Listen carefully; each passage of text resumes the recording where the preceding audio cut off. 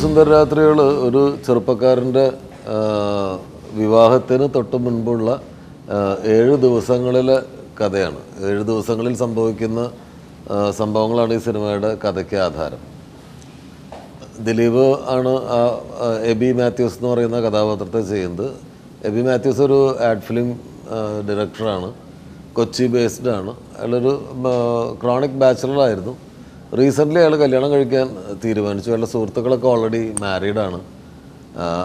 കല്യാണത്തിന് 7 ദിവസം മുൻപ് ഈ മാരീഡായിട്ടുള്ള സുഹൃത്തുക്കളെല്ലാം എബിയുടെ ഈ ബാച്ചിലർഹുഡ് സെലിബ്രേറ്റ് ചെയ്യും. ഇനി 7 ദിവസം കൂടിയേ കല്യാണത്തിന് ബാക്കിയുള്ളൂ. ആ പാർട്ടിയിൽ നിന്ന് കല്യാണത്തിൻ്റെ അന്ന് രാത്രി വരെയുള്ള അയാളുടെ ലൈഫിലുണ്ടാകുന്ന സംഭവങ്ങളാണ് 7 സുന്ദരരാത്രികളുടെ കഥയ്ക്ക് ആധാരം.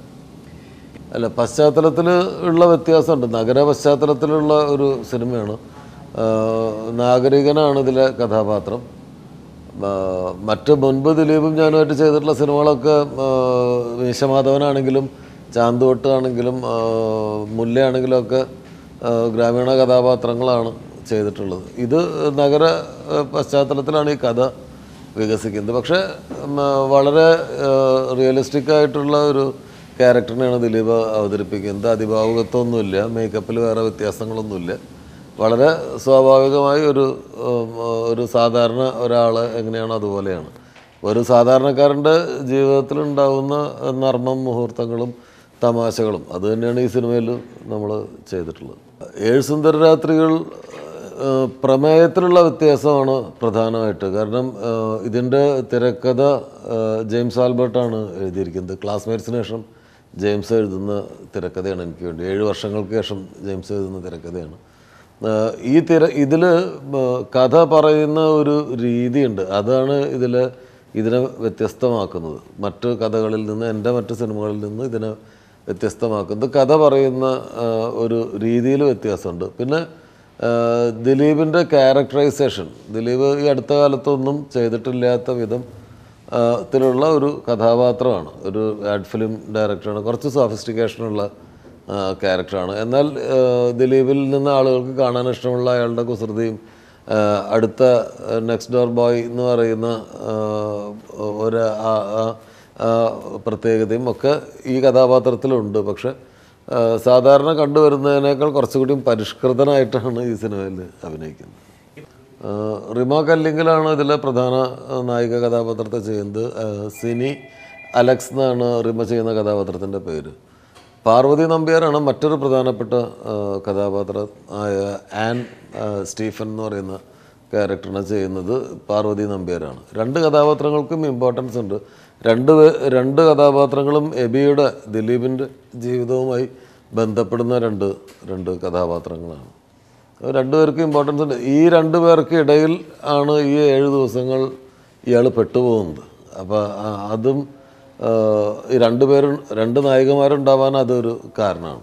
അല്ല, ഇതങ്ങനെ ഏതെങ്കിലും ഒരു ട്രെൻഡിനെ ഫോളോ ചെയ്തിട്ടല്ല ഞാനൊരു സിനിമയും ചെയ്തിട്ടുള്ളത്.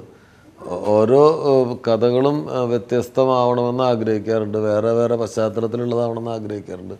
എന്തെങ്കിലും പ്രത്യേകതകൾ ഉള്ളതായിരിക്കണം സ്റ്റോറി ടെല്ലിംഗ് രീതി എന്ന് ആഗ്രഹിക്കാറുണ്ട്.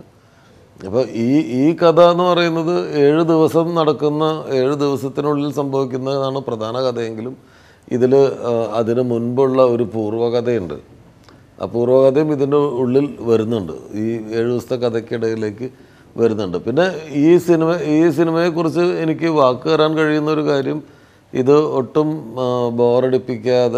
ബോറടിപ്പിക്കാത്ത രസകരമായി പോകുന്ന ഒരു സിനിമയാണ്. ഒരു ചടുലമായി പോകുന്ന ഒരു കഥയാണ്. അപ്പം അതിൻ്റെ ഒരു പേസും ഒക്കെ ഫാസ്റ്റ് പേസിലുള്ളൊരു കഥയാണ്. എനിക്ക് തോന്നുന്നത് ഭയങ്കര സ്ലാപ്സ്റ്റിക് ഹ്യൂമറൊന്നും ഇല്ലെങ്കിലും മുഖത്തൊരു സ്മൈലോട് കൂടിയിട്ട് നിങ്ങൾക്ക് കണ്ടിരിക്കാൻ കഴിയുന്നൊരു സിനിമയായിരിക്കും. ദിലീപ് ഇതിൽ എങ്ങനെയാണോ ഒരാൾ ജീവിതത്തിൽ പെരുമാറുക അതുപോലെയാണ് പെരുമാറിയിരിക്കുന്നത്. പക്ഷേ പ്രത്യേക ചില സന്ദർഭങ്ങളുണ്ട്. ആ സന്ദർഭത്തിൽ ഇയാളുടെ ഒരു ഇമാജിനേഷൻ സൈഡ് നമ്മൾ വർക്ക് ചെയ്തിട്ടുണ്ട്. അവിടെ കുട്ടികൾക്കൊക്കെ ഇഷ്ടമുള്ള തരത്തിലുള്ള ഒരു കാർട്ടൂൺ നേച്ചറുള്ള ചില കാര്യങ്ങളുണ്ട്. പക്ഷേ അത് ടോട്ടലി സിനിമയുടെ സ്വഭാവം അതല്ല. അത് ചില മുഹൂർത്തങ്ങളിൽ അത് വരുന്നുണ്ട്. അപ്പോൾ അത് പൂർണ്ണമായിട്ട് ഒന്നിനെയും തള്ളി പറയുന്നില്ല. കാരണം ഇത് ടോട്ടൽ എൻജോയ് ചെയ്യാനുള്ള എൻ്റർടൈൻമെൻറ്റ് വാല്യൂ ഉള്ള ഒരു സിനിമയാണ്. ഈ സിനിമയിൽ കഥാപാത്രത്തിനോടൊപ്പം പോകുന്നതിനോടൊപ്പം തന്നെ ഇമാജിനേഷൻ്റെ ഒരു ഫ്രീഡം നമ്മൾ എടുക്കുന്നുണ്ട്. ഏഴ് സുന്ദര രാത്രികളെ കുറിച്ച് തീരുമാനിച്ചപ്പോൾ അത് ചെയ്യാൻ തീരുമാനിച്ചത് എൻ്റെ കൂടെ തന്നെ അസോസിയേറ്റ് ഡയറക്ടറായിട്ട് വർക്ക് ചെയ്തിരുന്ന രതീഷ് അമ്പാട്ട്. ഇപ്പോൾ അദ്ദേഹം കേരളത്തിൽ അറിയപ്പെടുന്ന ഒരു ആഡ് ഫിലിം ഡയറക്ടറാണ്. പിന്നെ എൻ്റെ തന്നെ ദീർഘകാല സുഹൃത്തായ പ്രകാശ് വർമ്മയും രതീഷ് അമ്പാട്ടും ജെറി ജോൺ കല്ലാട്ടും സുഹൃത്തുക്കളാണ്. എനിക്ക് നേരത്തെ അറിയുന്ന എൻ്റെ സുഹൃത്തുക്കളാണ് അവർ 3 പേരും. അപ്പോൾ അവർ 3 പേരും ചേർന്നിട്ട് ഒരു പ്രൊഡക്ഷൻ ഹൗസ് ഉണ്ടാക്കണമെന്ന് തീരുമാനിച്ചു. അവരൊരു സിനിമ ചെയ്യണമെന്ന് എന്നോട് ആവശ്യപ്പെട്ടു. അപ്പോൾ ഈ സിനിമ അവർക്ക് വേണ്ടി ചെയ്യാമെന്ന് തീരുമാനിച്ചു. LJ ഫിലിംസും ഇതിൽ അസോസിയേറ്റ് ചെയ്യുന്നുണ്ട് ഈ പ്രൊഡക്ഷനിൽ. അപ്പോൾ അങ്ങനെ ചെയ്യാമെന്ന് തീരുമാനിച്ചു. അപ്പം പ്രകാശ് വർമ്മ എന്ന് പറയുന്ന ഇന്ത്യയിലെ ഏറ്റവും മികച്ച ആഡ് ഫിലിം മേക്കറെ നമ്മുടെ കയ്യിൽ കിട്ടണം. എങ്ങനെ പുള്ളീനെ ഒരു നിർമ്മാതാവ് എന്നുള്ള നിലയിൽ കൈ കിട്ടുമ്പോൾ എങ്ങനെ അദ്ദേഹത്തെ യൂസ് ചെയ്യാം, അദ്ദേഹത്തിൻ്റെ കഴിവുകൾ യൂസ് ചെയ്യാം ഈ സിനിമയ്ക്ക് വേണ്ടിയിട്ട് എന്ന് ആലോചിച്ചപ്പോഴാണ് ഒരു പ്രൊമോഷണൽ സോങ് ചെയ്യാം. ഒരു ഹിന്ദി സിനിമകളിലൊക്കെ ഉണ്ടാവും ഒരു പ്രൊമോഷണൽ സോങ് ഉണ്ടാവും. അപ്പോൾ അതൊക്കെ സാധാരണ അതാത് ഡയറക്ടേഴ്സ് തന്നെ ആയിരിക്കും ചെയ്യുന്നത്, അല്ലെങ്കിൽ അവരുടെ ഐഡിയ അനുസരിച്ച് അവരുടെ ഡാൻസ് മാസ്റ്റേഴ്സ് ആയിരിക്കും ചെയ്യുന്നത്. പ്രകാശിനോട് ഈ കാര്യം ഞാനാണ് പ്രസൻറ്റ് ചെയ്യുന്നത്, ഒരു പ്രൊമോഷണൽ സോങ് ചെയ്യണം.